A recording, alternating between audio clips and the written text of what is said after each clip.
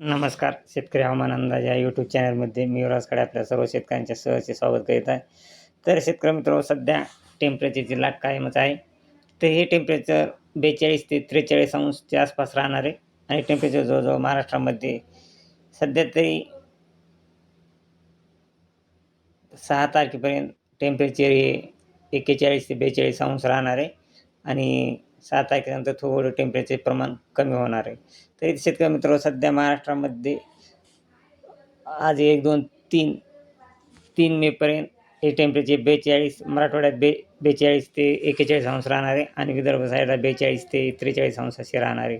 तर चंद्रपूर, नागपूरच्या काही भागामध्ये हे टेम्परेचर 44 देखील राहू शकते.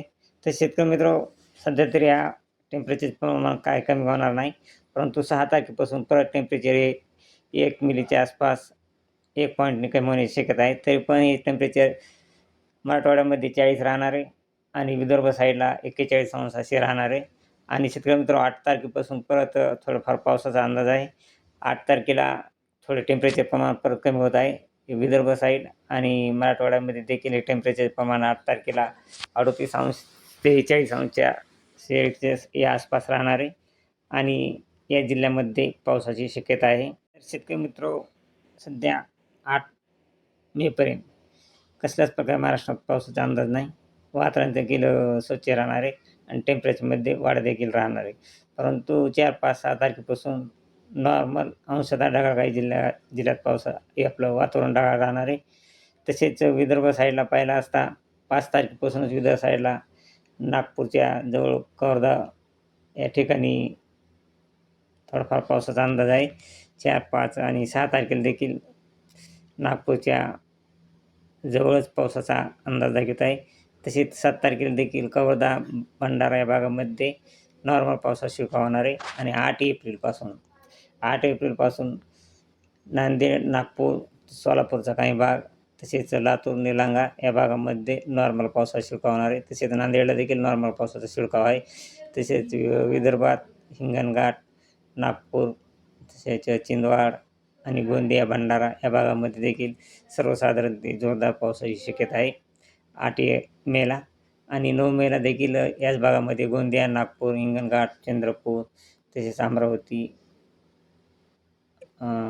तसेच इकडं पाहिलं असता अकोला, पुसद, नांदेड, लातूरचा काही भाग, निलंगा, उदगीर, अहमदपूर, तसेच परळीच्या काही भागामध्ये देखील 9 एप्रिलला पावसाची शक्यता आहे. तसेच धाराशिव, नळदुर्ग या भागामध्ये देखील 9 एप्रिलला पाऊस पडू शकतो. तसेच कोल्हापूर, सातारा या भागामध्ये देखील 9 एप्रिलला पावसाची शक्यता आहे.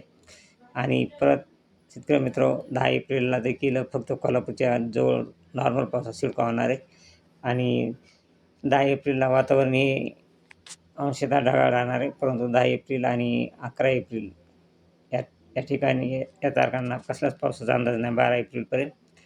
आणि परत 13 एप्रिलला परत काही जिल्ह्यात पावसाचा अंदाज आहे.